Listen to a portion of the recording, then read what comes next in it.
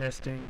It's the Willy Show. Starting in 5, 4, 3, 2, 1. How good are the bangers getting on this now? So, hello and welcome back to the Willy Show, episode number 12. We're finally getting into it. I'm finally getting good at bringing down the level of the music. We're getting there. It's getting sweet. Fuck yeah. One point it'll get there. It's a bit more professional now. But I'm not, it's just me who's not professional. For episode 12 tonight, I'm sitting here with a good mate of mine and a supporter, probably one of my biggest supporters of not only the podcast and the live stream, but personally through shit. I don't even know when you came on board, man. I was just, it was at the tyre flip, I reckon. At the time, yeah, it would have been about that. Yeah. Because we were sort of in contact on socials before that. We had been. And then came in. Yeah, so Sean Batson is here with me. Is that how you say last name? Yeah, I've never had. Yeah. Everyone knows you by the Piggy Blinders. Everyone gets it wrong. It's Baxton or Baston. Batson. Batson. Yeah, so nailed it. Shortly, you are I always put you as a professional barbecuer. Well, semi-professional. Semi-professional, hobby professional. If you'd seen me on the web at the back, you're fucking professional.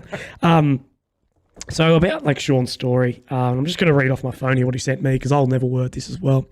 He goes, just 6 weeks after being married, Sean received devastating news that he had a stage 4 T-cell non-Hodgkin's lymphoma.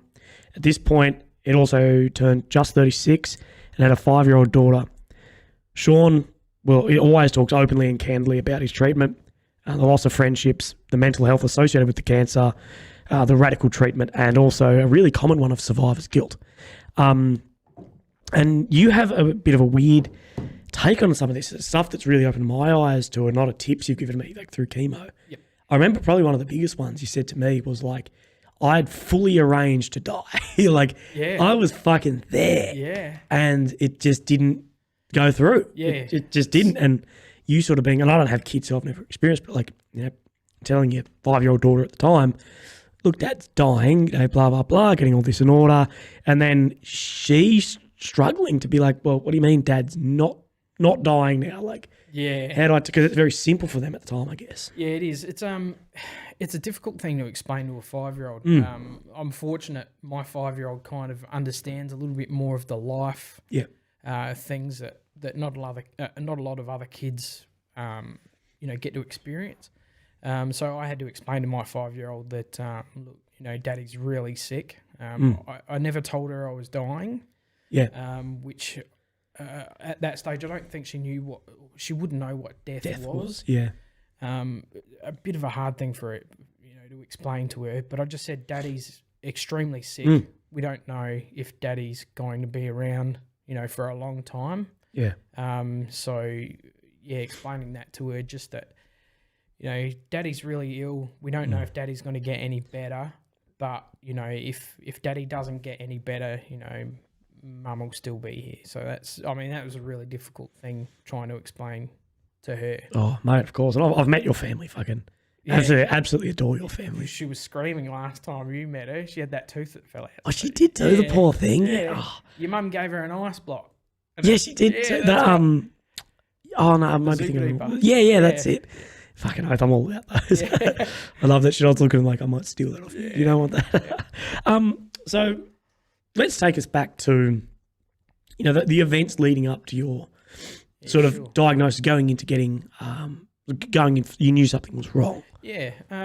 Okay. So it was a little bit weird. We'd gone on our honeymoon. We'd been married in September. Yeah. And I'll lead up from that because it's pretty important. We want to know all of it, bro. Yeah. Trust me. No stone unturned here. We'll get the Tinder wheel back if we need. Will, yeah. Sean needs he's got a wife and kids, but he needs a date. That's right. I need a side job. So I got married in September, and I went on a barbecue comp over in Melbourne in October. Yep. I came home. I had these little red spots on me. Looked like I'd been eaten by mozzies or whatever. Where were the spots? Well, just on my arms. Yeah. So on my arms, on my legs. I hadn't thought anything about it. They weren't itchy or anything like that. They went away. Then the wife and I went away on our honeymoon to Bali, and I was crook over there, but didn't think anything of it. I thought it was just Bali belly. Probably Bali, but he had the the shot in the ass and put on a plane and sent home. And come November, I had we'd thought it was like an ingrown hair on the inside of my thigh. It was just a little bump. And you think, like, I'll give it a squeeze. It might just be, a pimple or a dermatitis thing or whatever. So I gave that a shot. Nothing come out of it. I thought, that's a bit weird. I said to my wife, I left it a week. I didn't tell her about it because I didn't think it was important. I just thought it was something normal. Yeah. So left it a week, and it got a little bit bigger, and it had changed colour, changed shape. And what size was it at that point? At that size, it was probably hard to explain. Probably just the top of the top of a small screw. Oh yeah, So yeah. Like a pea sort of. Like a pea, pea size. And then from there, I said to my wife, I said, like, look, this doesn't seem right. Can you have a look at it? She had a look and said, like, we'll leave it a couple of days. If it gets any bigger, we'll send you to the doctors. Yeah. So preparing for work that Friday night. Yeah. I went into work. Well, I was actually having a shower, getting ready for work, and was washing my body. My hand just happened to run over my groin. Just happened. Yeah, it just happened. Yeah. That's how it happens in the show. That's so and then I felt a massive lump in my groin. It was huge, and it was hard. It was funny because it wasn't causing me any pain. It wasn't any discomfort. I could walk properly. I could do everything properly, but it was a really big hard lump. Like golf ball size, sort of. Like, yeah, golf ball, if not bigger. Really? Fuck. Yeah. And just as hard as a golf ball. So I said, I called out for my wife to come and have a look, and you could visually see it. It was bigger than my other side of my groin. And I said, feel this, and it was hard.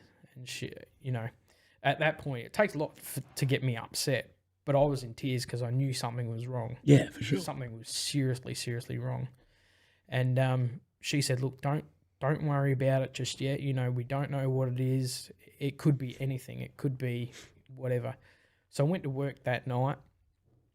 Still went into work, and my boss was going to send me home, but I stayed on for my shift that night. As you do. As you do, you just battle through. Yeah. And you just think, oh, it's probably nothing. Think fuck all of it, yeah. It's just, I'm just worrying. And my boss said to me, I want you to go to the RAH, the new one, after work, and I want you to get it looked at because that's serious, because I was in tears at work. And so I went to the RAH, and they went, oh, yeah, looks like an ingrown hair, which is what we thought it was.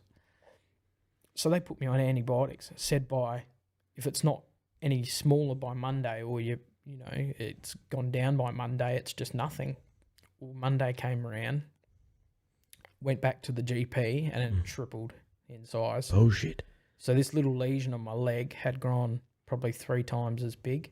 Fuck. And it was hard. You could roll the top of it. It was about a pea size. Roll the top of it, but it was like an iceberg. Underneath was like probably the size of the super balls you used to get out of the twisty machines. Oh yeah. 20 cents, and it was about the same consistency. You could roll it in your Oh fingers. fuck. And I was like, "Fuck, this isn't good. This is not good." No. So he said to me, "I'll give you a letter for the Lyle Mac." Which is my local hospital. Yep. He said, I want you to go to an emergency, to go to the ED department. And he said, I want you to give him this letter and get checked over straight away. So from there, I went to the Lyle Mac. And at that point, I was quite ill. I don't know whether it was maybe my lymph node trying to fight infection from that tumour that was on my leg. But I was having serious, I had the shakes, almost like I was epileptic. I guess you're in a shock too, like at that point. It was... there's no...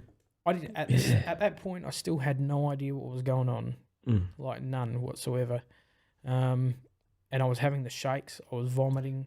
I had really bad night sweats. Didn't matter. It was like in the middle of summer. It was almost as if I'd had a shower and not used a towel and gone straight to bed. And that was horrific. Like, and then the vomiting started happening, and so they left me in until that was on the Monday morning. So it was Monday morning. So they admitted me, and I stayed until Wednesday, and I went and had a ultrasound on my leg to see what it was. And at that point, I had the guy that was running the ultrasound, and I had a surgeon in the room, and they were both looking at the results, and they still said, well, we don't know what this is. Really? We've got no idea, yeah. I wonder if that's uncommon or not. I don't know. Well, I had a team of 4. I had 2 surgeons and 3 students come into the room and asked to look at it. And so I showed them on the inner of my thigh, and they said, that's strange. That's weird. And I went, what's weird? And they said, we have never seen anything like that. And how'd you feel at the time being like, I was like, fuck, these people don't know what the fuck is going on. Like, I've got this wrong with me. What the fuck? Well, how'd you feel with that? At the time, I was like, oh, fuck, like I don't know what's going on. But I think that pretty much the nail in it for me was when they said we've got to go to medical journals to see if there's anything there. Like, they've got to consult books that have been written on other people's cases about these tumours that you know, they had no idea what they were looking at. They didn't know what they were dealing with. So the Wednesday, I was still crook in hospital. Mind you, I don't think I've told you this, but the Monday, I had a cracked tooth. Yeah. So a cracked tooth at the back.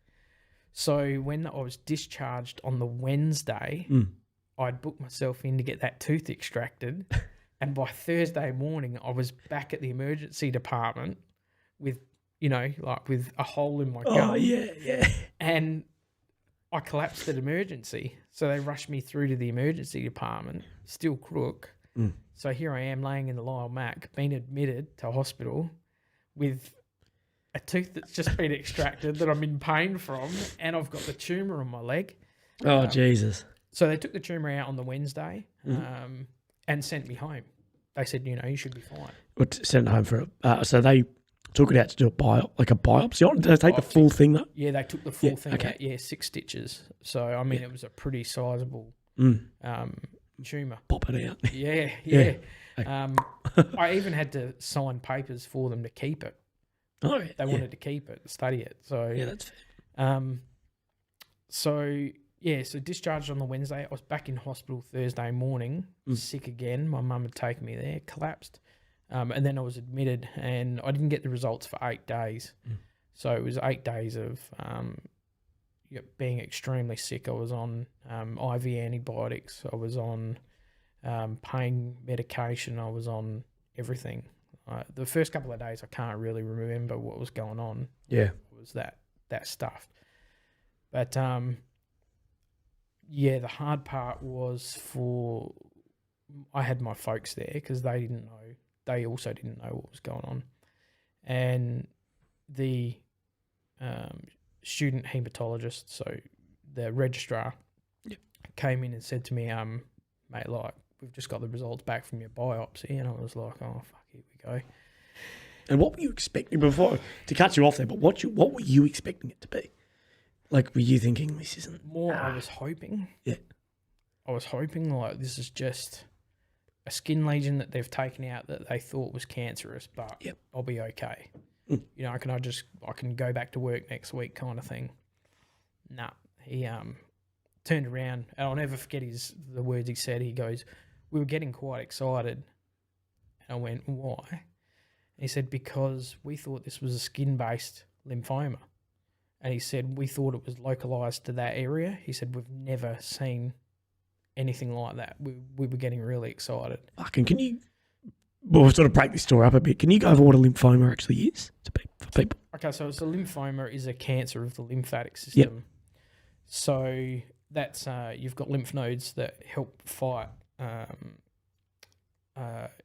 like disease and infections and stuff like that. So you've got them in your groin, you've got them. I think they're behind your knees. You've got them in your neck, like real high blood flow areas. Yeah, underneath your arms.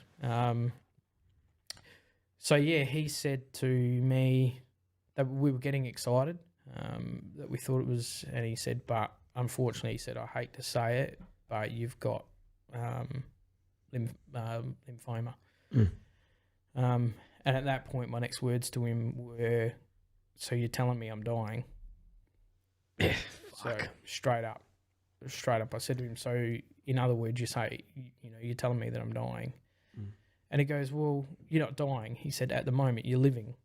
So, be happy with that. Grateful for that, yeah. It's pretty savage, but it's true, isn't it? Yeah. Very, yeah. Yeah. And from there, he said, like, he jumped straight into treatment. Mm-hmm. He said to me, look, we've got plans for lymphoma. He said there's some chemos that we can put you on. Yep.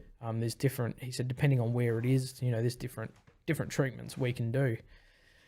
And I kid you not, I don't know whether it was because of my age or because I had a family or what. This guy, this doctor, I think his name's Pratesh Giri, is one of the top haematologists in Australia, which I was very lucky to get. Yeah, fucking yeah.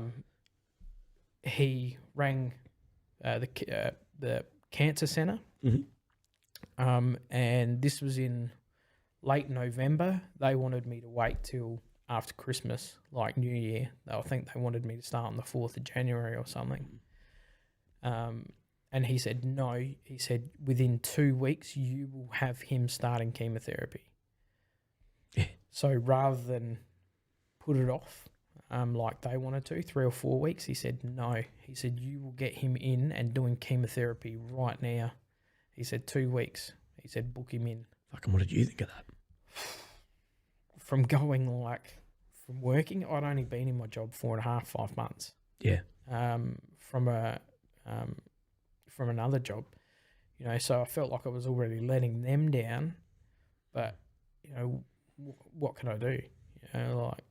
There's no way I could go back to work. And unfortunately with the chemo that I was on, he said, my haematologist said to me that this chemotherapy is it was called CHOP, yeah, which is a range of different chemotherapies, but there's a new one out of the United States called CHOP, which is the addition of etoposide. Okay, what does that do? Into your chemotherapy. I'm not too sure. Yeah.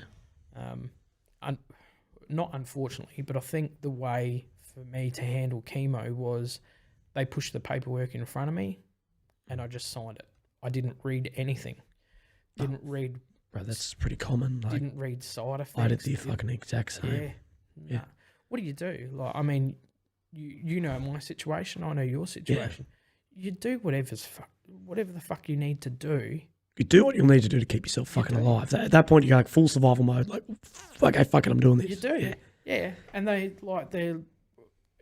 say, don't you want to read it? Nah, just sign it. Hand it back. It's just what you need to do. But this CHOP therapy that I was going through was chemo. It was 6 hours 6 hours on a Wednesday, and then 4 on a Thursday, 4 on a Friday for top ups. Is that every week? That was every third week. Every third week, yeah. Yep. But over the space of 4 months, I got the all clear, but I had to continue chemotherapy for another 2 months after that. And then they were... Just what, and he lost little fucking... pieces of shit cruising around the body. Pretty much, yeah. Fuckers. I know. Fucking tell me about it. Fuck cells. I've got the all clear now, but I've got a little, they reckon a grain of sand sized tumour underneath my skin on my right arse cheek. I'll get that, motherfucker. Yeah, you will. We've got a scalpel something. Yeah, I've got my fucking Leatherman, man. I'm happy to fuck that. Actually, Dan Pronk's on next Friday. Yes. Come in. Is he? Dan, right. live stream. Yeah, we cut that cancer. Drop the duds over the table, just getting to come out. I think I get banned. But, so, with this experimental therapy, or the additional the etoposide out of America, had the all clear in 4 months, and then from then I had the 2 more rounds to go, and then they said, okay, we're going to go ahead with this stem cell transplant. Yeah, which is you've told me about this, and this is fucking hectic, and this is like pretty new though. Technology, isn't it? Yes, they reckon they've been doing it for the last 20 years. Oh, okay. 20 or 30 years, but not to this extent. Yeah, but that's not that new. Say 20 years. That's year 2000. Yeah, that's not that fucking old. It's that's pretty modern. Not very old. Yeah. And they, my doctor said to me, right, he said, we're going to do this. Yep. Like, you're totally cancer free, because they've got to make sure that you're cancer free before they do the stem cell transplant, which I believe if you're not cancer free and there's still cells floating around there, when they do the stem cell transplant, it just fucks a whole lot. Like, it just fucks you. Because what they do is, on my 7th round of chemo, so this is 7 months. This is it? This is 4 cycles. It was around about 5.5, 6 months. Yep. So they kind of, once you're given the all clear, they give you, the other 2 rounds. Yep. But on the 3rd round is a massive, massive, massive dose of chemo. Like, this chemo, I think, is only in a 5 ml bag, so it's not very big at all. Yeah. But you have to take either ice chips or Zupa Dupas in the hospital. Yeah. You know, Zupa Dupas. Yeah. So I took a bag in. I took about 8 or 9 in, and you've got to constantly eat ice for an hour before they administer the chemotherapy. And then when they're giving you the chemotherapy, you have to keep eating ice. And then for another half an hour after the chemo's finished, you've got to keep eating And what's that ice. for? Why are you eating the ice? What happens is the chemotherapy that they're giving you is to wipe out all the bad cells and all the good cells. Yeah. So what happens is, to ice your mouth down, when they get rid of the good cells, all your mucous membranes in your mouth that have, that are all connected, you start to ulcerate really bad. Okay. So all in your throat, in your mouth, your gums, everything starts to ulcerate. I was lucky through all my chemo. I didn't get any ulcers Oh, you are lucky. I got a few. whatsoever. I got some stomach ones and fucking pain in the ass. Yeah, I've seen you when you had the ulcers and it wasn't pretty. Yeah, bro, the worst pain of my fucking life. Yeah. I was on morphine in hospital for 2 weeks. Yeah. Like, morphine, and I'm not meaning like people go, morphine endo. No. I'm meaning a shot in the arm, like you've been shot in a battlefield, sort of fucking, like, that was the worst pain of my life. That's like, I was in the back of the car, fucked up. Yep. And I was lying on the floor of an emergency room at one point. Yeah. That's sick. Nasty. She's fucked, man. And I'm fucking glad for you didn't get it, mate. Yeah. Yeah, bro, fucking Yeah. But there's some clinches with the stem cell Oh, transplant. yeah. I want to know. Oh, yeah. So that, you know what, like, all through this process, as bad as chemo is, as bad as a stem cell transplant is, because a stem cell transplant is fucked. Like, the shit that you have to go through to have it. And unfortunately, I had a bit of a run-in with the hospital, because the old Royal Adelaide used to admit you for the whole procedure. Yeah. Whereas the new Royal Adelaide, they actually send you home in bits and pieces. And how long is that whole procedure for? Okay, so the lead up to the stem cell transplant, you've got to have chemotherapy, you've got to have your stem cells harvested before they nuke you with that big amount, that 5 mils. They've got to put you in a chair, and unfortunately, because of all the chemotherapy that I had through my arms, my veins couldn't. Veins all collapsed up. Yeah, all collapsed up. That's super common, eh? Yeah, and all the scar tissue from the because I had to have weekly blood tests. Yeah. And I used to have the chemo in my Oh, you're a fucking pincushion, eh? Yeah. Oh, trust me, I know, bro. Yeah. Fucking and they, so I actually had to have a thing called a Vascath. I reckon it's a Vascath. Yeah. So I've got a little scar on my neck here somewhere. Yep. So what they do is they put an inlet and an outlet tube Oh, yeah. into your neck. So they put you under general anaesthetic, put the you got 2 tubes that come out of your neck, Yep. and then the hose runs down your neck across and sits at the top of your heart. Oh, yeah. So, and then that's how they Yeah, I've seen a few people with that, yeah. take the stem cells out. Then what they do is they freeze them off site, and then when you have your stem cell transplant back, they bring you back into hospital, and they bring the stem cells back down from, I think it's Hut Street. Yep. And they defrost them in your room, and then they slowly reinfuse your body with stem cells. And what the stem cells do is that last bag, that 5 mils that I was telling you about, where you eat ice, that like flushes your bone marrow, everything. So you're at high risk of infections, bleeding, because it drops all your platelet counts. Yeah. I had to have 3 bags of platelets Oh, you went clot up, transfusions. Because I kept dumping them. Like they were putting in bags of platelet transfusions. So I went through 3 bags of those because every time they put it in, it'd just crash.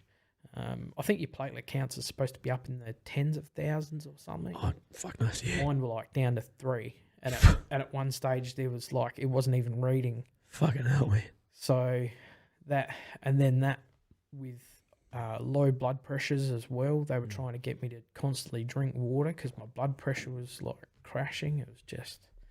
So how do they actually get the stem cells out of your body? Is it out of your blood? Yeah, they do. Yeah. So they actually collect it with plasma. Yep. So whilst you actually go into the Royal Adelaide, and there's in the haematology department, they put it on a centrifuge. So as they're collecting, it's centrifuging, spitting out. It's amazing stuff. Like they're spitting out all of your stem cells from your plasma and separating your red blood cells, your white blood cells, your plasma, the whole works. They're doing it in the room. Yeah, fuck. So they harvest. So in the room, so I'm imagining, Yep. You're sitting in a big chair like you are now, PICC line in your neck. Yep. Fucking pumping out blood, plasma, whatever, going into a machine, centrifuging up, and then pushing the good shit back into you. Correct. Yeah, okay. Yep. Fucking A. Yep. So you're on. That's pretty hectic. That's some Star Trek shit. It is, yeah. It's pretty much dialysis. Of course. It's a lot like being on dialysis, yeah. But it's usually a 1-day exercise. Yeah. And I got to the end of the day and they said, no, like we're like 25 short, so you're gonna have to come back tomorrow. So sleeping at home with these 2 big things, like it's like 2 big aerials sticking out of your neck. And then what it normally just seems ridiculous they wouldn't just keep you in. Well, like, it seems like not worth the risk of infection, disease. Like you're in one day, you're in the next day. Fucking let me stay over, bro. It's one bed. I know. I'll sleep in the chair. I Shit, know. yeah. Yeah, I know. And you would think with like a $3.2 billion hospital, they would be doing this in the hospital, but... Oh, you know, when you say 3.2 billion, the Royal Adelaide Hospital, people won't believe, if you don't believe me, fucking Google it because it's true, is the 3rd most expensive building ever built in the world. Yeah. So you've got like the first one's like the fucking Burj Khalifa in Dubai, some other place, and then the fucking Royal Adelaide. It's like, what? How is the Royal Adelaide in Adelaide the 3rd most expensive building in the world? And it's the world's most expensive hospital. And I think it's like the most efficient hospital in the world too. Yeah. Apparently, I have friends who work there. Yep. I've never actually been there because I'm private health through the army. Yep. What's funny, but like, yeah, people, like our friends who work there say it's fucking useless. Like, it is. Like, yeah, I know having a room to yourself is comfortable, but it's a public hospital. Yeah. Like at the end of the day, we have halved the numbers we can have. Yeah. Like, Yeah. doesn't work in a free public system, bro. Like that's just how. Yeah. I caused a bit of a stir. It went through the papers. It went through Parliament. It went through all sorts of shit because I posted a picture. Their after hours treatment at the time for cancer patients doing chemotherapy was in the corridor of the I know in the corridor of I think it was E wing or something of the hematology department. So where everyone had in the transplant department, so they had all the private rooms. I went up there for my first bout of chemo after hours, and she goes, I went up to the nurse's desk. I said, I'm here for chemotherapy. And she goes, yep, just take a seat around the corner there in the hallway and we'll get you hooked up. And I looked at her and I went, okay. So I went around the corner and I sat down. Yeah. I sat down and she goes, we weren't really ready for you yet. We're expecting you at 7:30. It's only 20 past 7. So she said, we'll go and we'll try and find you a pump for your chemotherapy. And I was like, this is fucking like Mickey Mouse job. This is like, Here we go. you know. Starting to go downhill, bro. And then she wheels it down to me and she goes, okay, we'll get you hooked up. But if the power runs out on the pump because we've got a battery charged, we hope there's enough charge in there. Otherwise, we're going to have to plug it in across the hallway. And I'm like, so I'm going to be hooked up with needles in my arm for this chemotherapy. What if someone comes past, trips over the cord and rips it out of my arm? So anyways, that... Pay out. You. Shit hit the No fan shit. really bad. Really People bad. already in a fucking shit situation, a shit part of their life. Like you've just 2 weeks has gone by since you were fit, healthy, at work, fucking around, had a kid, turned 36, 26, however fucking old you 36? 36, we'll go 26. Just turned 26. Yep.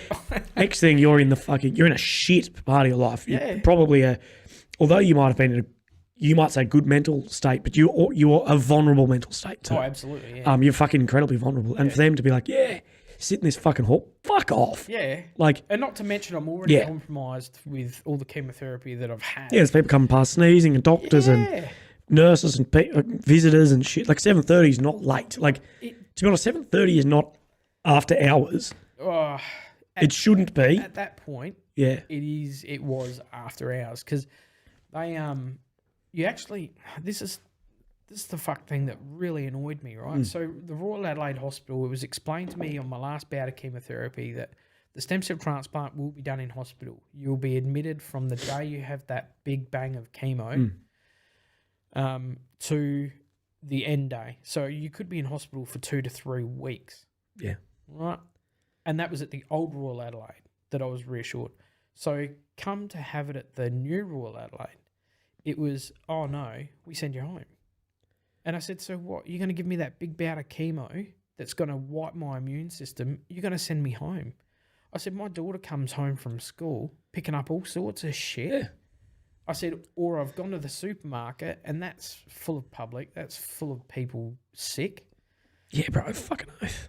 So it just doesn't seem like it seems like the cost would have to keep you in hospital that night wouldn't outweigh the cost of if you got sick and came in and then you have to spend exactly 10 grand worth more of drugs to get you better again. Yeah. It would seem just, So, I mean, that made me angry. It's not, you know what, it's not the nurse's fault. It's not the nurses at all. No, they're just working with what they've been told or what equipment they had. But that all got rectified. The Shadow Health Minister called me and wanted to know what was going on, which I found quite amusing because... Why are you ringing me to know what's going on? Your job is Health Minister. Well, he's the Shadow Health Minister. Either way. Right, for Labor, who built the hospital. Shit. But he was calling me to see what the Liberals were doing to assist my situation. You know what I mean? So, like, I mean, I don't play politics, but I said to him, like, look, mate, this isn't a political issue. No, not at all. This is a human rights issue. Like, you know, you need to get your shit together. Yeah. I would have sent a photo of my fucking tax. Oh, like how much tax I paid. Like, that's fuck right. off. Yeah. Just pay 20 grand to your tax. I paid 20 grand this year in tax. Give me a fucking room. But I was ropeable. And then I had Channel 9 want to do an interview the next day, which I did. I had the CEO of the hospital call me and apologise for my treatment. She said she was unaware of how they actually operate after hours. And I said, well, you're the CEO of the hospital. Don't you know these things? Nah, she didn't know anything, mate. But that's pretty disappointing. And then when I had my stem cell transplant, a woman came into my room and I had no idea who she was. And I said, oh, hi. She goes, oh, hi, Sean. I'm so-and-so. I'm the CEO of the hospital. How are they treating you? How's your treatment been? Is there anything we can do for you? Yeah. But all the nurses knew me by name. Like, never met me in their life. Yeah, boy. They actually had a... That wasn't for stirring up. That's just your good looks, mate. Yeah, I reckon. Yeah, they've gone, hey, check this boy. Yeah, like, This bloke. Oi, Yeah. check him out. Yeah. I know. He's got that girthy tumour. Yeah, that's right. Yeah. He had that thing that we don't know anything about. It was about maybe a Superman. Yeah. Never know. But yeah. So the nurses actually said to me, "Thank you." Like, and I said, "What for?" Like, I haven't done anything. They said, "No, thank you, because you're saying exactly what we're thinking." But we can't say anything. Yeah, man. Fucking we don't have a voice, you know. And I said, "Well, the hospital." I said, "Downstairs, you've got you got to go there, Willie. You got to just go in there just for a look. Like you've got lifts that fucking go nowhere. You've got actually, I have got through it because I park under it to then go to Samrai next door to get my MRIs done. Yep. At the big fucking G's crater. Yeah. Yep. But I park at the Royal Adelaide. Yep. And then it takes me fucking 3 hours just to get ground floor. Yeah. Yeah. Yeah. It's unreal, isn't it? You don't know where you're going. But yeah, it's just wasted space. Like, it's just, to me, like, yeah, we did need a new hospital, but for that sort of extravagance, I ended up saying it's a trophy. It's not a functional Working hospital, yeah. It's the amount of times I went in there and said, "Oh, hi, I'm Sean. I'm here for my appointment." "Oh, Sean, sorry, you'll have to sit down and wait for 10 or 15 minutes while our computers come up because they haven't been working this morning." Like, come on. Fucking really? Yeah, 3.5 bill. Yeah. Maybe you should, would you make it out of bloody platinum or something, you know? Yeah, I don't know. I think the money's probably, because I was thinking it's probably in the machines. Yeah. Like, I'm sure an MRI machine might be 50 million, could be 100 million, I don't know. You know the government don't own that hospital. Who own it? Spotless. The company Spotless Yeah, lease like the cleaning fucking company. they lease it to the South Australian government. That's like everything in Australia, though. Yeah. We don't own anything Yeah. anymore. Right, power, water, electricity, no. No, transport won't be. It's just, it's only just gone through yesterday. It's It's just not. come through.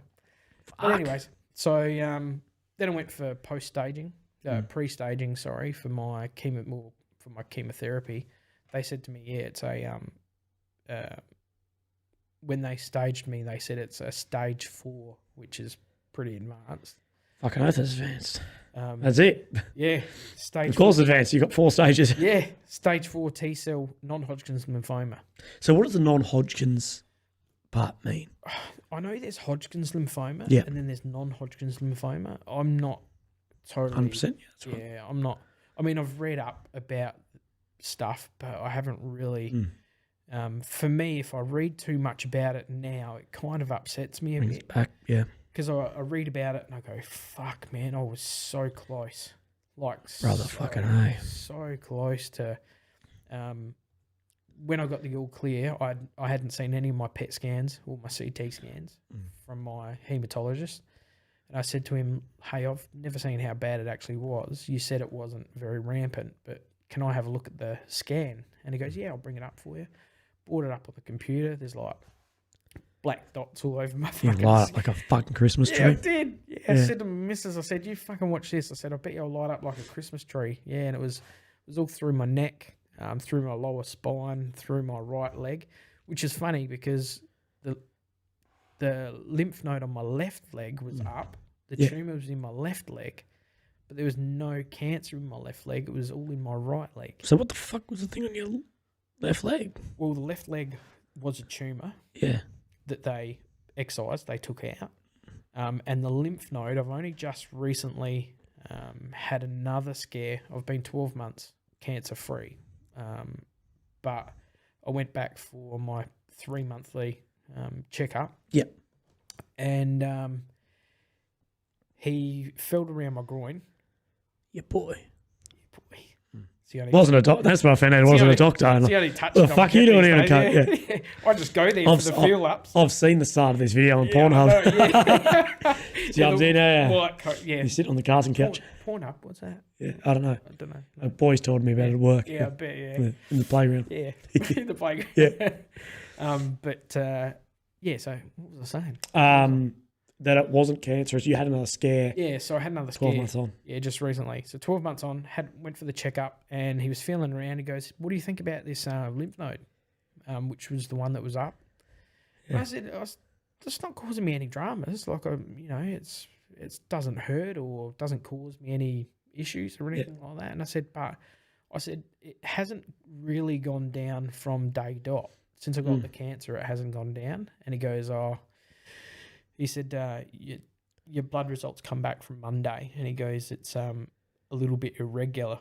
Mm. And he said, so we're a little bit worried. We might send you back for possible relapse. Because you and me are actually chatting about that. Like, hey, man, this isn't going too well. Yeah. And how did that sort of, when he told that, how did you sort of feel? Was it just a fucking... I know my hematologist has told me this is aggressive. And he said it's not a fact of if you relapse, it's a fact of when. Yeah. And he said your best bet is if you are going to relapse, your best time to do it is from 1 to 3 years. Yeah. Because they've got, a chance of getting it. But he said if you can not relapse up to 5 years, then your survival rate goes through the roof. Like you've got a good survival rate if you do not get this again in 5 years. So when he says to me 12 months after I've had a stem cell transplant, you go through your mind that, it wasn't all for nothing, but you've kind of failed. You know what I mean? Like you get this kind of feeling of just like, oh fuck, like, what have I done to, fuck it all up? So I went through the PET scan and the CT scan again and the more blood results. And when I went back, he said, yeah, it's all fine. He said, we're going to send you for surgery to get that lymph node taken out because they reckon that could be causing all the issues. And then went for another PET and a CT scan, and he said that lymph node is just non-operational. Like it's a dead lymph node. So he said, yep, don't worry about it. We're going to cancel your surgery. So that was the irregular thing. It's just the lymph node being a fuck. Well, yeah. A prick, yeah. Because the lymph node's up. And it's up now. Like it does cause an issue if I do a lot of walking or sitting up, standing down, whatever. It causes, a bit of issue after a while. It gets painful. But that's what he was afraid of, is because that lymph node was up. He thought, oh, fuck, it's starting all over again. Yeah. So, I mean, I was lucky just recently with him saying that there's no cancer. He said, we'll just leave the lymph node there. We don't need to send you in for surgery. Pretty much go back to work. Start your life all over again. So, and that was only, how long ago was that now? A couple of months? The relapse. Yeah. Like when he was like, yeah, man, go back to work. Yeah, about 3 weeks ago. Oh, fuck. Because I know you came from work straight to here tonight. Yeah. Like literally, for those who don't know, like literally Sean walked in the door and we walked in here, cracked a beer and like, we're fucking on, let's go. Yeah. Good shit. Fucking how was that sort of that comeback into work? Difficult. Really? Really. Because I guess you'd been off for 12 months? More like 18, 24 months. Yeah, nearly 2 years. And, I was a big bloke before I went into hospital. When I had the stem cell transplant, I lost 30 kilos. So shit. I'd gone from about 104 down to about 85-ish, I reckon. Shred ops. Yeah. Bro. Yeah. You want to get ripped, get cancer. Yeah. It doesn't work. Like it doesn't work like that at all. It might work for parts of it like that. I'll tell you what, though, when you have chemo, you'd think, you drop the kilos, but you get like this, I don't know whether it's a fluid retention or what, but everything just goes... Like, your organs bloat. Yeah. Your organs think they're under attack, so all your organs bloat out. You're like, whoa. Yeah. It's terrible. The pictures of me like on chemo, my face is like huge. Yeah, bro. Yeah. Fucking there's some photos of me like a fucking moonhead. Yeah. What the fuck is this? Yeah. But so back to work now. Just easing into it. I did do a shift. They put me on a partial shift on a Friday night, which was my old job. Yep. And my body just broke down. Like it couldn't handle energy. it. Yeah, it just didn't want to do it. I said to my boss, like, my mind says yes, and my mind wants to go, and I want to go. I've got the energy. I want to do it. But, I did the shift on the Friday night. I got home at, the shift finished at 9. I would have got home about 9:30, 9:45. Yeah. Went to bed. Saturday morning, didn't wake up till midday. Oh. Like till 12 o'clock. And I never do that. Yeah. Ever. I'm always up because I got the daughter. She wakes up at 7 o'clock. And I was in so much pain. Like the pain was excruciating. I was in tears in bed. I said to the missus, I can't get out of bed today. So I spent Saturday and Sunday in bed. And then they wanted me to call them and just tell them how it went on the Sunday. And I said, nah. I said, like, you know, we've got to find something else. You know, I can't do that anymore. Yeah, it's a weird chemo, cancer, fatigue. It's weird. Hey, it's not fatigue like, because I'm fucking good with fatigue, man. Like I'm an infantryman. I'm a rifleman in the army. Yeah. I'm a professional fucking fatigue operator. You know, not sleeping, not eating, not drinking. You know, that sort of. The way I put cancer is, or chemo, I'll say, is like if you work out. Like I came in complaining about my legs today. Yeah. That's the cells in my quads and my ass that hurt. Cancer, chemo attacks every cell in your body. So over. your eyelids, your eyeballs, your pinky toe, your heart, your liver, every single cell alive in your body is fucked. Like it is being attacked. Yep. And that fatigue is just so hard to explain. Next level. The guy, there's a photo on my wall of Christopher Hitchens, who his book, he's the one on the very left there smoking. He wrote a book called Mortality, I think. And he actually didn't finish it. He died. Oh. And the last, I'm about to spoil this for everyone, but the last couple of chapters sort of just ends. Like, there's a chapter end. And you're like, what the fuck? And then the last couple of, there's a chapter from his wife, put together of scraps she found on his desk. Yeah. And the last chapter was done by a student of his. Anyway, he was an author his whole life. He died of esophagus and lung cancer.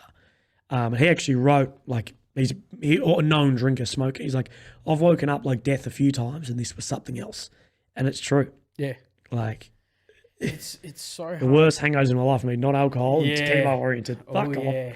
It didn't even get the fun of the alcohol. Yeah, I know. And it's kind of so hard to explain to people why you can't get out of bed or why you're waking up so late or why, you know, like, I can't go out for drinks. You know, I can't go out for drinks tonight because I'm just too fucked. Like, people go, oh, come on, it might do you some good. And I'm like, mate.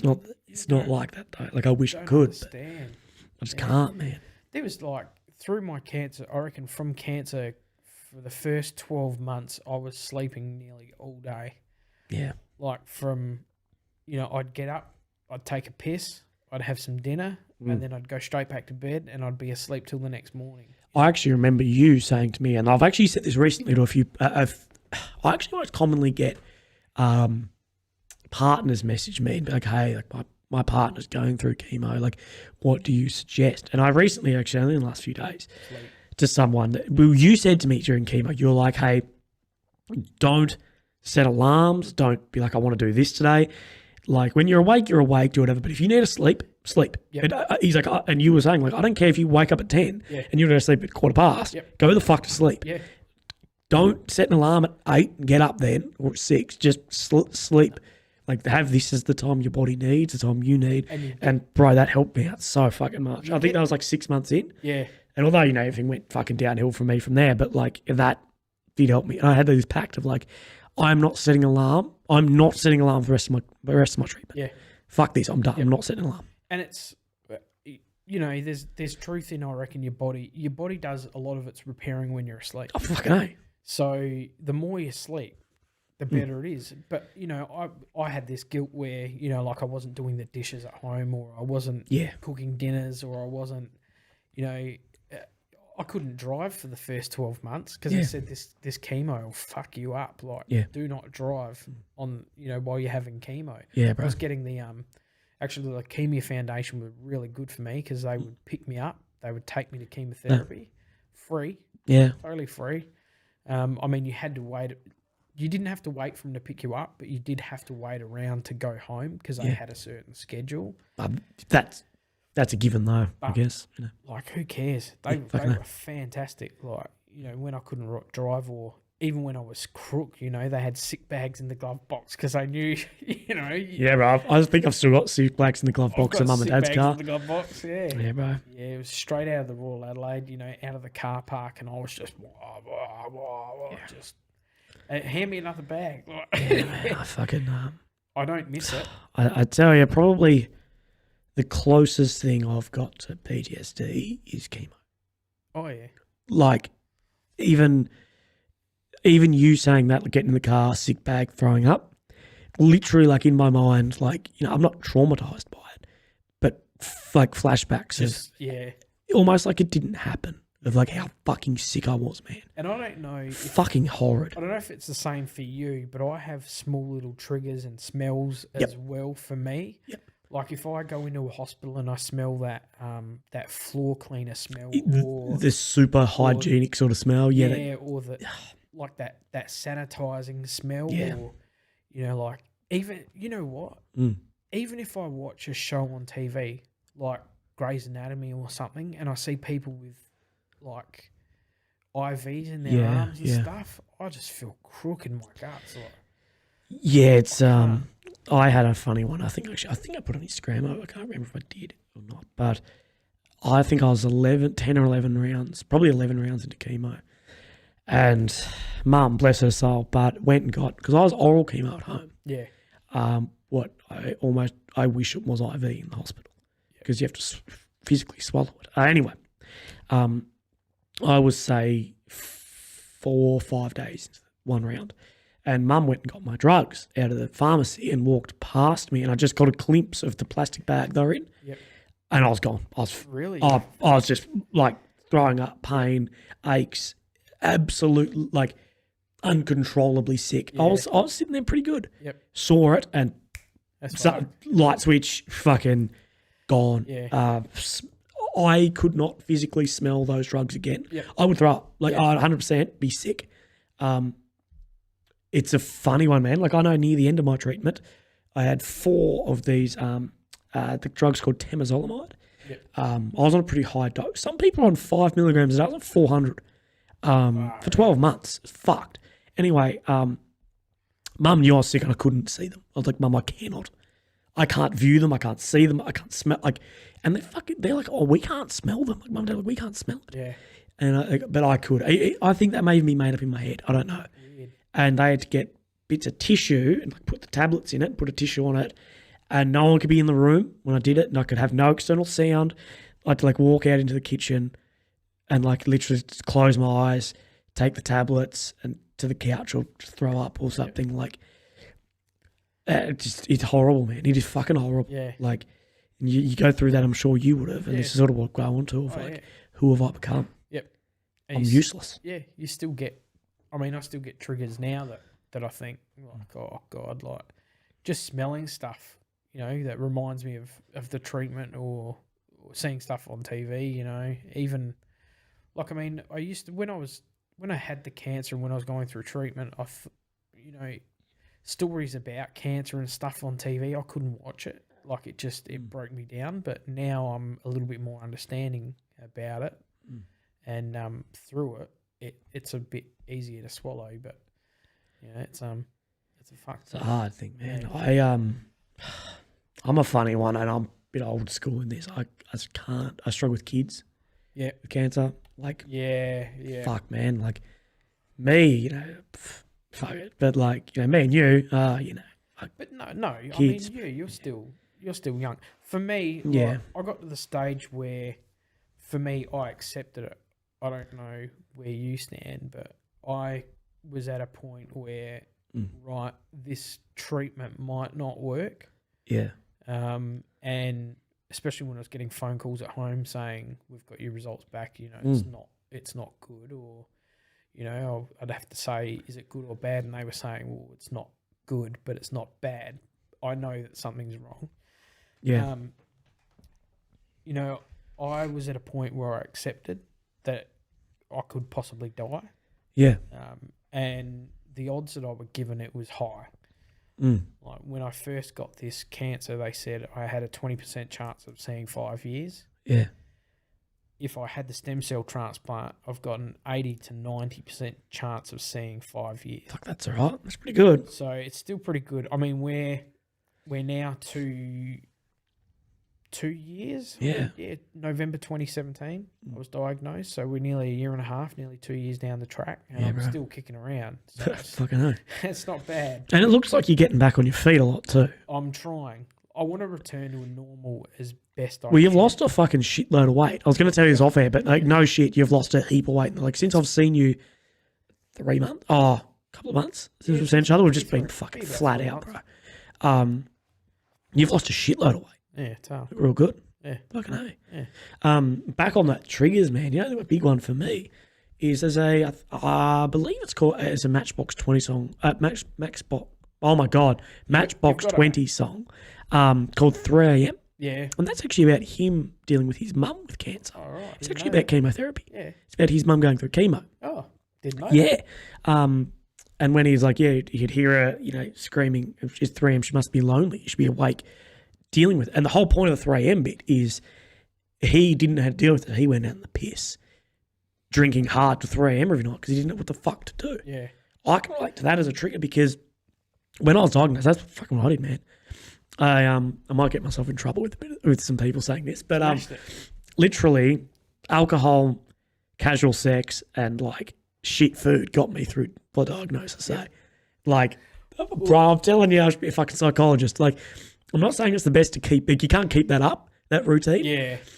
But that's just what that's what I turn to, man. They said to me, like when I was diagnosed and I was going through the chemo, that my hematologist said to me, "Do not change anything you're doing now." Yep. Same. He said it's not anything to do with your diet. It's nothing to do. You can't change your situation by dieting. You can't change your situation by exercising. He said, do exactly what you're doing now.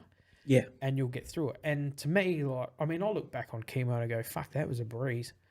Yeah. Like, but Is that a chair? yeah, but really, like at the time, I was like, I mean, I got to, so I was having 3 rounds every 4 months. So what's that? So I got to like my 12th or 16th round. Yeah. And I was having really bad anxiety like 2 days before I knew I had chemo coming up. Yeah, welcome to my life. And I was just saying to Mum, I was saying to my folks, like, I don't want to fucking do this anymore. I can't do it. I just don't want to do it. Like, just, bro. I've had enough. Right, that's legit. That anxiety before Yeah. you know what's coming. Yep. You're like, holy fuck. Yeah. And what's worse is for the 2 weeks prior to that, I had no taste buds. Yeah. You couldn't taste. You think just start going uphill. You do. And then it's just like, You oh, do. look, motherfucker, chemo. Yep. And it gets worse every fucking time. It does. Falling down a set of steps. It does. I got to, I reckon it was my 5th round at the Lyle Mac, and I was having a really bad anxiety attack whilst I was having chemo. I've never had anxiety that bad before, but I was sweating. I was saying to the nurses I was hot, like, and everyone else in the room's like looking at me because I'm shuffling and I'm like, I just wanted to, I was looking at the clock, seeing how long I've got to go, and it was like a couple of hours. It was just. I was the same, man. You go through hot, cold, fucking. You don't know if you're happy, unhappy. You just. How'd you deal with everything mentally? That's a really good question. I think it was a bit hard because we had good news and then we had bad news. Yeah. And then we had some more good news and then that turned into bad news. Yeah. And then we had good news again. So it was kind of like, it's not, like it was just an up and down kind of roller coaster. I tried to cope with it the best I could, and I'm not sure if it's your situation, but I remember saying to you at one point, if you need to break down, that's okay. Yeah. Because I did. At home with my daughter and my wife, I was a mess. Like, I was not coping very well. What way do you sort of break down? Do you break down in an aggressive manner or in a sad? Or because I know my whole thing, and I'm not sure if this is coming out of my career or anything, is I'm aggressive. Like, I have people who know me really close, not many, but people know me really close. I have a temper like you wouldn't fucking believe. And frustration, anger. Yeah. So how do you? Yeah. Mine was, I would cry at anything, absolutely anything. I'd be sitting there, and especially like just seeing people on TV like less fortunate than me. Like I had cancer big whoop-de-doo-dah. I didn't care. But here's this little kid sleeping on the street in Indonesia. You know what I mean? Like, I'm sitting there bawling my eyes out. Or there'd be just small little things that would be totally insignificant to any other person. Everything was upsetting me. It's like small things, having to leave work or seeing people happy with their families on TV. I was bawling my eyes out. You know, it was just, I wasn't coping. Yeah, see. In front of family, in front of my family and my friends, and when I was out, I was like, you know, smiling and having a good time, and then I'd get home and I'd be like... It's pretty common, though, with men to put on a massive front. They'd Guys are full of shit. Guys' happiness can be full of shit. Yeah, it is. And for a majority of the chemotherapy and going through the cancer, there was days I didn't want to talk to anyone. Yeah. Days I was in hospital, and I said, you know, my mum would ring me and say, hey, like, we're going to all pile into the car. We'll come up and see you, make sure you're okay. And I'm like, not today, Mum. Please don't come. I know. You came around once and I couldn't see it because I couldn't talk. Yeah.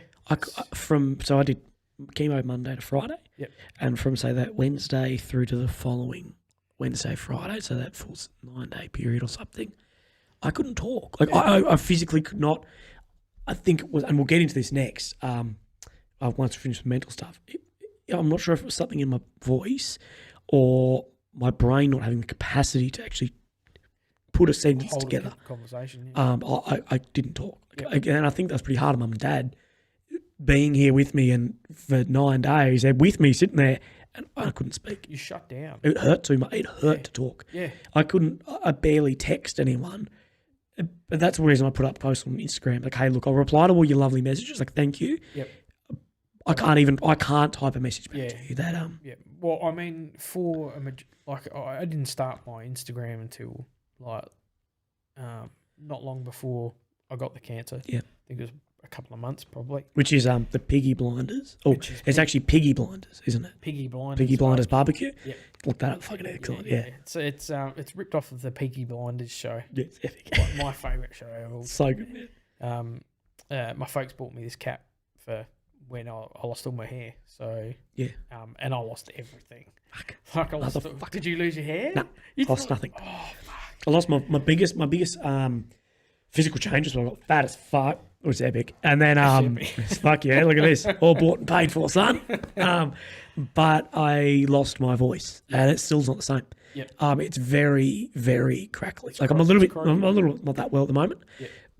But it's also real croaky. Like I know guys, and my oncologist would ask me, he's a cancer doctor, if anyone doesn't know, what the fuck's wrong with your voice? And I'm like, you sick? I'm like, nah, this is it. He's like, really? Like this, you're 2 months off chemo or something and you have no voice. Yeah. He's like, I've never seen that, man. I'm like, I don't know, doc.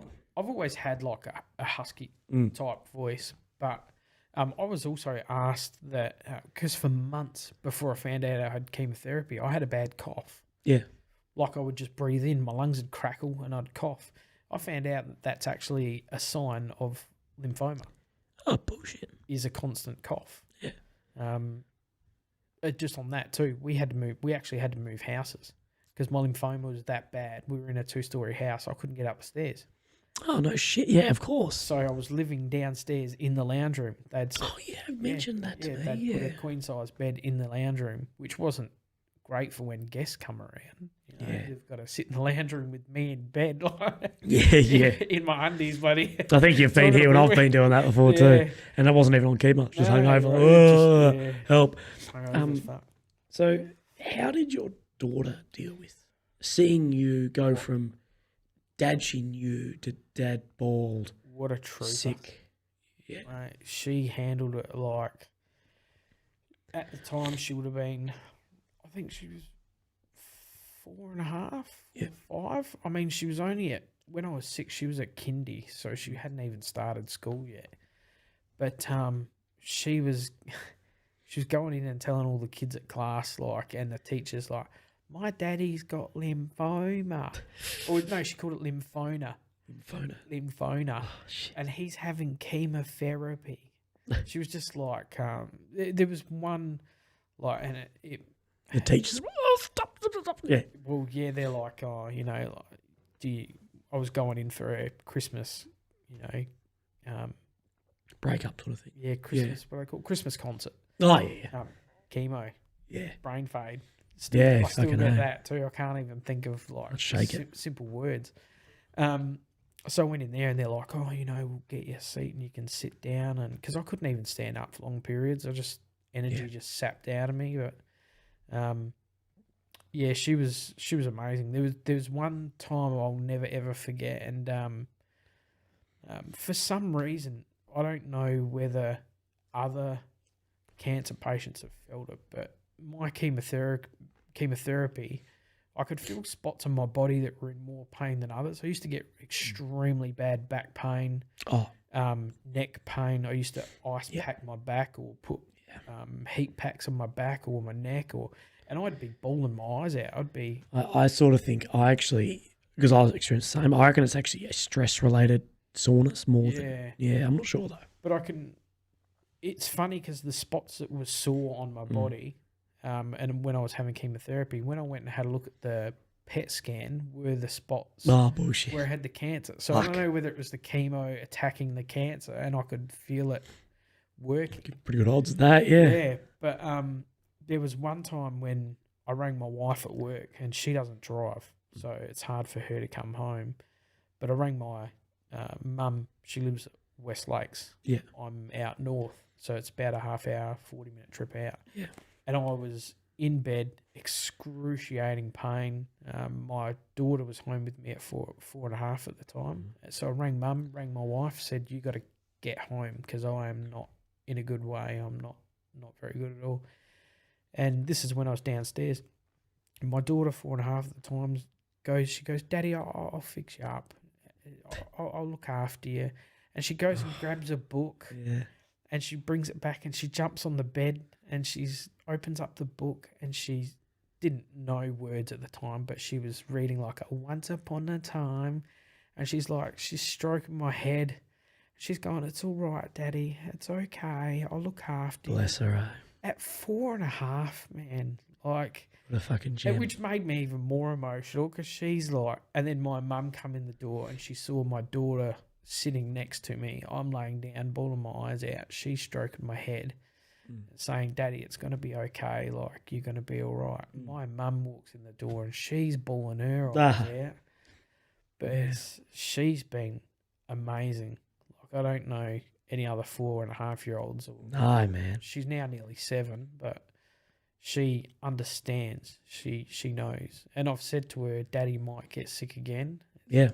And I said, you know, Daddy might not be around, but, you know. So what are the sort of odds on this relapsing again?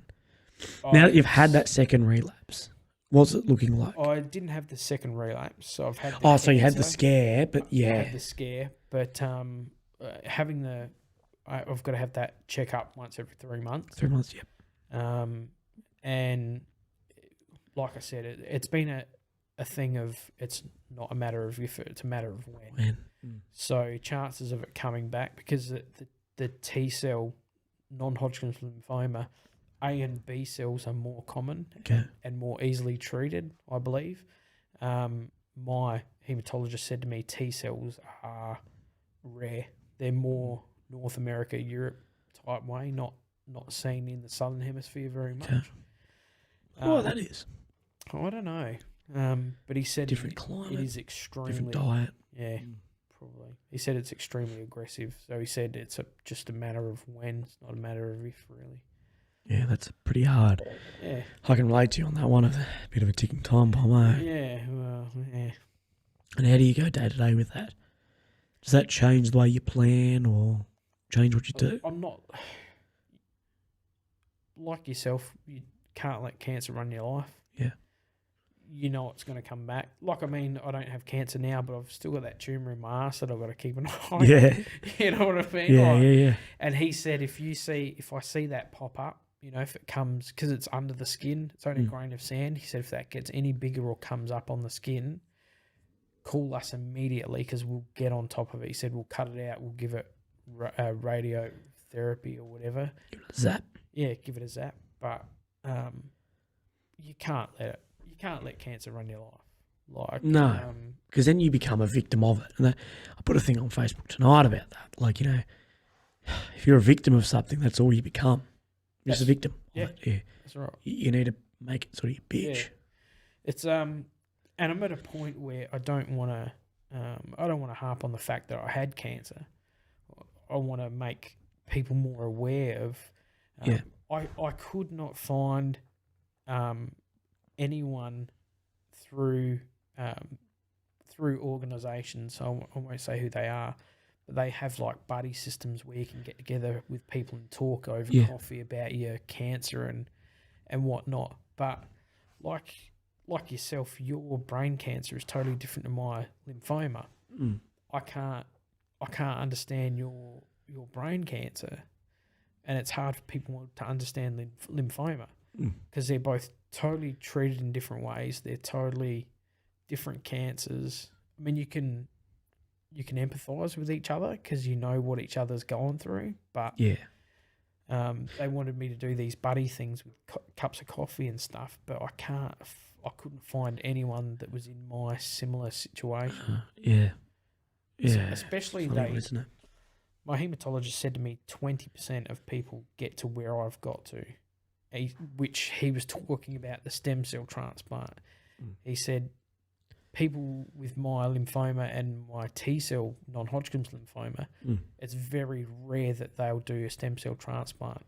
And he was telling me that the other doctors there would have said, no, we're just not going to do it. It's not beneficial. It won't help you in any way. So he's gone out on a limb, taken that risk, gone all the way, and he's got me in remission, So. Yeah, and you mentioned in our sort of synopsis of yourself and what we're talking about, sort of the last point we'll cover, I guess, is you've dealt pretty heavily with survivor's guilt. Yeah, and it's a real thing too. Can you sort of go over, because I've never experienced it, what it is, and sort of how you're battling through it, coping with it, and I'm still trying to understand. There's a lot of information for cancer patients, I believe, on how to plan your funerals or prepare for the worst, but there's nothing really in support of what happens if I get through. It's a weird feeling at the end when you get told. I just went into the doctor's office and he said, well, we've got your scans back and we can't see anything. And I went, well, what does that mean? Like, I went, what do you mean? And he goes, well, there's nothing on your scans, so you're cancer free. And I'm like, so what are you trying to say? Like what does this mean? And then I went through, I would call it survivor's guilt. There's times for me where I look at people having chemotherapy and you go, oh, he's not good. Like, you can look at people and go, they don't look good at all. Yeah. And it's preparing funerals. I don't know. I've seen a lot of daytime TV, and unfortunately, when I did get sick, I only noticed the funeral fucking ads. Yeah, I get that. Or the life plan, like life insurance. I'm like, fuck you. But just the survivor's guilt of like, why me? I never have an answer as to why I got through and why this 3-year-old in having chemotherapy for leukemia, dies. Why did I survive when, that little girl didn't have a chance? Or why, Yeah, man. I'm grateful. Like, I'm very grateful for being, people say to you, fight, man, like fight with everything you've got. But it's not, you can't fight. It's not like meeting up with a dude on the street and you coming out on top because you bashed the shit out of him. Yeah. it's like your brain's there for the ride, but your body's doing all the work. Yeah. You can't tell your body to work harder. Yeah, exactly. I hate people that say, "Oh, 5 grams." Yeah, fight The it, fuck like, do you think I'm doing? Yeah, No shit. doing the best My body I can. just does it. I'm just trying to go along for the ride. That's right. Cancer's not something you can control. Mm. You're not in control of it. It's in control of you. Yeah. And there's nothing you can do. If it decides it's going to take you, it'll take you. You don't have a say. You can lift your chances of coming through by doing everything you can, but what's to say none of that'll work? You know, and the survivor's guilt of, you know, planning your funeral, making sure everything's transferred into your wife's name. That was a fucking bad experience. Like, And how did your wife go with that? She's a trooper, man. Like, honest to God, I think if I didn't have my wife and I didn't have my daughter, I wouldn't have battled as hard as I could. Yeah. I would have probably just given up. You know, Yeah. It was easier just to give up than, you know, I know I only had, you know, a couple of rounds of chemo. I mean, by a couple of rounds, I mean, you know, 6 or 7 high It's fucking high intense, doses. But yeah, there was points where chemo, I just said, not Yeah. doing it anymore. Yeah. I just don't want to do it. But I had to do it because I had a wife. I had a little girl that, you know, I want to get, you know, I want to see her get married. I want to see her get a license or go to high school, you know, do all the crazy shit. But survivor's guilt's hard to explain. It's a weird one. Just like, and I mean, I ended up going and getting a mental health plan because my family was saying, you know, you're not right. You know, this isn't the Sean that we used to know. You need to go and get help. Because I did have thoughts of self-harm. Yep. I knew I'd never do it, but I figured, Those thoughts creeping in though. yeah. You know, I thought, why should I be the one to survive when so many people don't have that chance? You know, why should I be around? You know, it's probably easier if I'm not around because now, you know, I've put my family in this position. It's worse. Cancer's not, for me, cancer wasn't a big deal for me because I had to go through it. It's watching your family try and help you or go through it. I think it's worse for your family going through it than what it is for you going through it. I agree. Yeah, definitely. Well, if it's any consolation for your survivor's guilt, you know, having still a cancer like myself, fucking everyone like me with cancer doesn't look at you and think, fuck that prick, getting rid of it. Where like, I might say that occasionally, but it's not about your cancer. Yeah, just fuck that. Yeah, just fuck that guy. We're fucking, you know, I love seeing success stories like yours. Well, so far, so good. Success story like yours. So far. And fucking fingers, toes, balls, everything crossed. Lymph nodes fucking crossed. Yeah. We love seeing it. So if that's any consolation, you know, no one out there with cancer is thinking, why him and not me? Yeah. No, that doesn't happen, man. Yeah. You might get occasional fucking you know, sitting asshole. here across from you, I know your situation is not good. It's not ideal. It's not, you know, it's not the best, but I mean, there's days when I sit at home and I message you and I say, how you going? Or, you know, like I'm really wishing you the best. You know, every time you go and see Tio, I'm really like rooting for you. I really want that thing to fucking shrink down so they can just get rid of it. Yeah, so. Yeah. And for me, like, I hold our military services in the highest honour. Like, I'm a collector of... Yeah, I was going to say, let's go into that, your military collection, because we've got some helmets and shit floating around in the hit. So if you're on fucking, oh my God, if you're on the video, you'll be able to see we've got a, this is a sapper's helmet, isn't it? So this is a replica. Replica of a sapper. Replica of a What's sapper. an engineer? What's on? Hopefully they can see it on my. That's fucking sick. A ginger beer. Yeah. And the call sign isn't still operational. Isn't current, no. Yeah, so that's no one. That's fucking sick. And we got a what do they call it? I'd call it like a helicopter flight helmet. Yeah, it's called a HG. I think it's a HGUX Yeah. 55P, which is a Gentex. It's a replica of what our Australian Loadmasters, helicopter pilots and navigators wear. Fuck, cool as fuck. So I've got a replica of that as well. I couldn't buy the real thing. You could, you just couldn't afford it.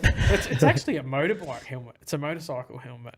Oh, is it? Yeah, that they do. But yeah, I got a real soft spot for our military forces. I did want to join when I was younger. Unfortunately, I was, what do they say, young, dumb, and full of cum. Yeah, you know? fucking know. Well, yeah, and I just I had too many girlfriends that said no, that they wouldn't allow me to join the forces. They didn't. Oh, look at this poor bloke. Yeah, too many girlfriends. No, You poor man. I was Oh, this guy that had the 5-year one and then a break off and then another 5-year. you're that bloke. Yeah, I hate those guys. I'm You, not like you come to the pub, they're single for like a month. Like, this is epic. Like, they're out in the piss, pick it up. and then you never And see then they're them like, again. what the thank guys. That's me at the moment. Yeah, Yeah. What, never see you. Well, no, Yeah, like, just- they'll never see me, but then like all my mates are in relationships. Yep.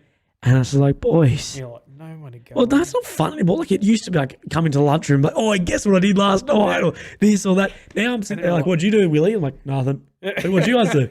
Nothing. I'm like, can one of us be fun? Like, can we get some fun people in here? cup of tea and go to bed. That's Literally, what it comes down to. Oh, fuck. And for the next couple of years, have you made any sort of, have you made changes to your life from the cancer, or you just fucking hitting it out as you did? No, man, just keep on keeping on. Fucking You know, I'm very lucky where I work. Yeah. So are you still with the same guys that you had to leave 24 months ago? And then, Yes. what a good bunch of guys, eh? Yeah. Fucking legends. Like, They are fantastic. fuck. And not only that is that they've totally tailored my work life. Ever since I went back and said, okay, I'll give my old job a shot, and I couldn't do that, they've totally tailored my work cycle. They've allowed me to go from part-time back to, from full-time back to part-time, so that I can scale it back a bit, so that I can cope a little bit more. They've just been unreal. I'm fucking stoked to hear that, man. Yeah. So that's what a lot of people struggle with. Yeah, and Work and whatever. I honestly thought that I'd be looking for a job. Yeah. Like, some companies can go, oh, you're sick, when are you due back? Oh, in a week or 2 weeks. No, fucking 2 years later, and they've gone, yeah, all right, man, like, we'll have you back. Good bunch of dudes, eh? Yeah, it's one of the best businesses I've worked for. Oh, that's incredible, man. So, look, I think unless there's anything else you haven't mentioned that you'd like to, I mean, for getting... like, this can go as long as you want. I don't mind. Oh, I'm just right, well, I've got till tomorrow. Or, Yeah. 8 hours in, I'm like, Yeah. hey, hello. No, I mean, like, first off, like, I want to thank you, like, for being Don't. a good mate, and just allowing me to help you. Like, I've been through it And you did, man. when I heard that. I owe you that. You can't thank me for allowing you to help me. That you can't go like, Yes, you hey, can. thank you for letting me you know help what? you with everything, because That you helped- helped me. That helped with my mental health. Did it? Yeah. It did, because me getting through it and helping someone that's not, like as fortunate, like me helping. That's why I'm putting on this longest table cancer fundraiser, because I had an uncle that was with SAPOL for, ages, for years and years and years, and he died of brain cancer. I'm not sure whether I told you that. Yeah, I but, think you did. Yeah. So like, just me being allowed to help other people and them accepting my help helps me mentally get through the cancer that I had. I'm fortunate enough to get through it, so to help people get through theirs is a big bonus. And I think drawing strength on people's stories too, like Bill Allen. He was a film star. If you see the movie Rad, Yeah. seen- Yeah, like seen the the movie, fucking right? like the BMX one. yeah, Yeah. with Bill Allen, so Crew Jones. Right? So I had I was into BMXs a little while ago, and a guy called John Moore. Thank you, John, if you watch this. John Moore. He was the organizer for Radelaide, which was BMX show and shine. Yeah. And he had the guys from Rad out. Bullshit. No, so That's he had, epic. So he had Bill Allen Yeah. out. He had Fiola out. He had there was Kid Fruman is another guy. Yeah. He came out, and he must have said something to Bill, because we went to this show and shine. I said to John, I said, like, look, I met Eddie Fiola last year. The year before that, my daughter had chickenpox. Yeah. So I couldn't make it to Radelaide because I had to look after her, and I was fucking pissed. So he allowed me to go down to the Largs Pier where Eddie was staying. Yeah. And let me meet Eddie at the pier instead of at the event. It's fucking way better. Heaps better. Have a couple of brews, yeah. Yeah, well, I went up to upstairs to where Eddie was staying, and we just, we had a chat outside, shook my hand, asked how I was going, whatever. And then the year after that, I was meant to go to Radelaide because Bill Allen was coming, and I got the cancer. Yeah. So then I had to say to John, like, I'm fucking crook as, man. I don't think I'm gonna can't make this. I don't think I'm gonna get to Radelaide. And he goes, mate, whatever hospital you're in, we'll come and see you. Don't worry. And I went, no, I'll make sure I get there. So I got there, and Bill Allen got a whisper in his ear from John. And he looked over at me, and I looked at him, and I was like, oh, like I was all giddy. Like, I don't get starstruck. I've got a couple of celebrity mates and whatnot, and I don't get giddy around them because they're just people. But Bill Allen, like, he said, he came up to me, he grabbed my hand, instead of shaking it, he pulled me towards him, and he put his arm around my back, and he whispered something in my ear, and he said, don't worry, mate. He said, I'm with you all the way. We're going to get through this. Yeah. Right. And then gave me, a man hug. Proper man hug, I'd call it a man hug. Fuck yeah. Yeah. And I'm all about a man hug. And he gave me his signed book, some stickers and stuff like that. And he was the first one where I went, oh, I can get through this. I've got support. And then with just reading Mark Donaldson's book, The Crossroads, that gave me a lot of strength. I thought, if this dude can do half that shit that he's done... Well, you're going to be on the same podcast as Dono soon. Hey? You're going to be on the same podcast as Dono soon. What? Meaning, like, you're episode 12, and he's going to be a soonish episode. So, you got that claim to fame. Yeah. But reading his book, highly, highly recommend it. If no one's read it, pick it up. Because if you want to draw strength from anything...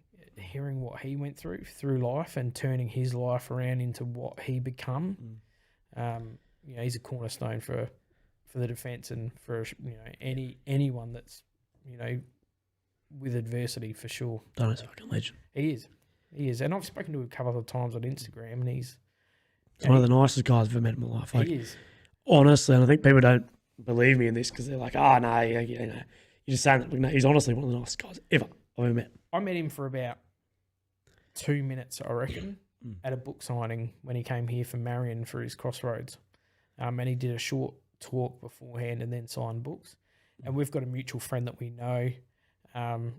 He goes around he used to go around to Mark's place in Perth. He's moved to the United States now.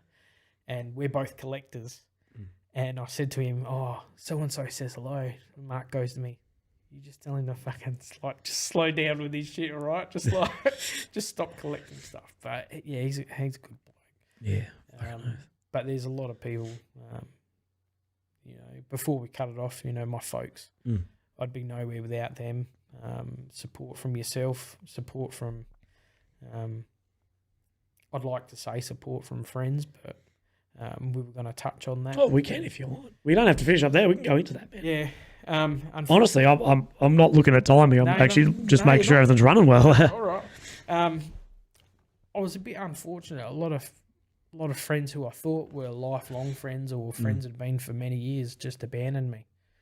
I don't know whether it was because they couldn't cope or because they didn't know what to say or what. But a lot of people I never heard from them.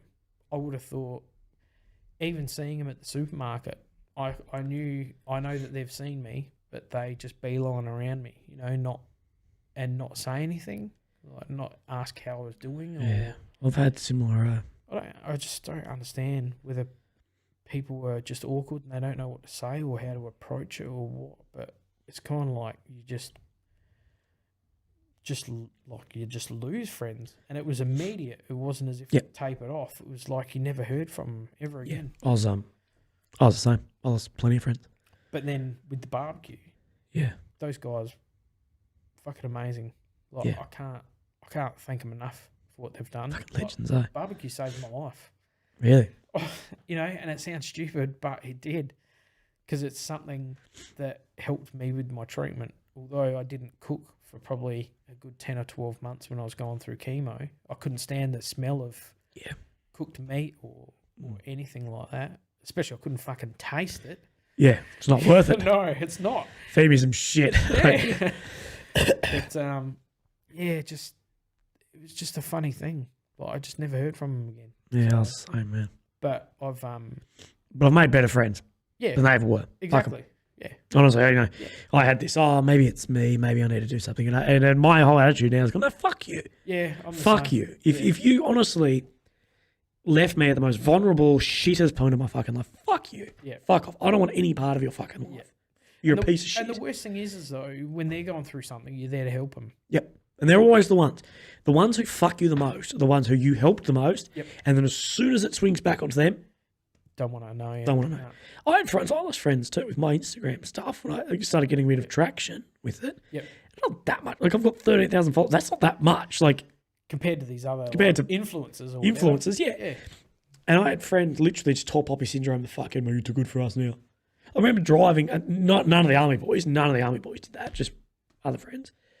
Going to a dinner and they're like, "Oh, are you coming? We thought you were too good for us now." Oh. And I literally just wrote back in the inbox, I'm like, "Fuck you then," and then fucking left the inbox. I haven't seen them again. Yeah. Fuck you. Yeah. Did you still go? Nah, I wish. I would have.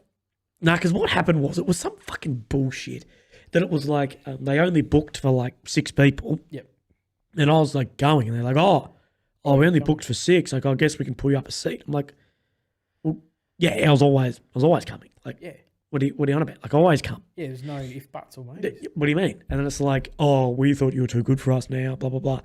And I literally just wrote like, fuck you, post like a meme of a tall poppy, and then just fucking left. And I'm like, if you're going to treat me like that, you're a piece of shit. Like, I've just been diagnosed with brain cancer. Yeah.